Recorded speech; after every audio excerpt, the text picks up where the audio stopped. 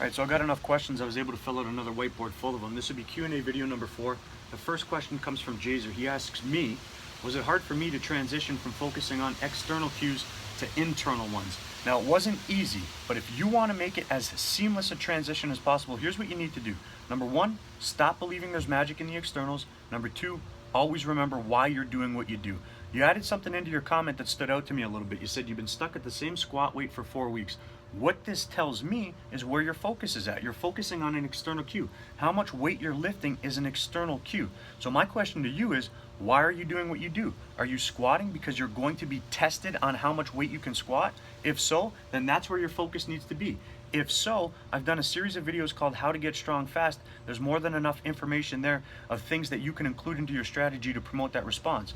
But if you're using the squat as a tool to impose a demand on a muscle or group of muscles, then it doesn't matter how much weight you're using. In fact, in your attempt to add more weight to the bar, you might inadvertently take stress off the muscles that you're trying to train by doing the squat in the first place to facilitate more weight to be used. So it's not about the weight, it's about how much stress the muscle is under. And I would argue that using the same weight or even a lighter one and modifying the way you do what you do, you can impose a greater demand on certain muscles. So it's not about the weight. Also worth noting is that if you're stuck and you can't lift more or you can't do more reps, it is precisely at this point where if you just stay on the path and keep doing what you're doing, your body's going to be left with no other choice but to build muscle. So always remember why you're doing what you do and stop believing there's magic in the externals. There's no magic in the externals.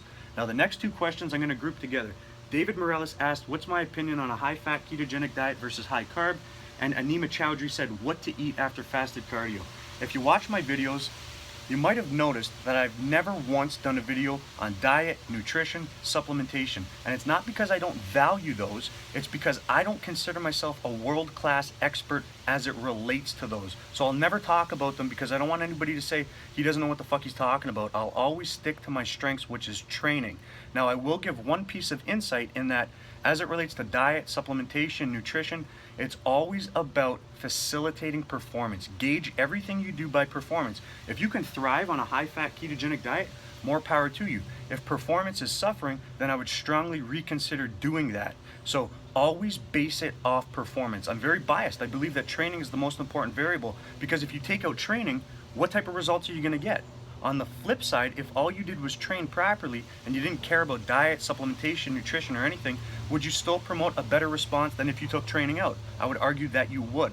So I'm very, very biased in that anything I say in regards to diet, nutrition, supplementation will always be based on giving your body what it needs to perform at its best. If you like the information, share, click the fucking button at the bottom, subscribe to the channel. I'll keep bringing you the best information as it relates to training to build muscle, get stronger, lose fat, look better, improve your level of physical preparedness, all that fucking shit.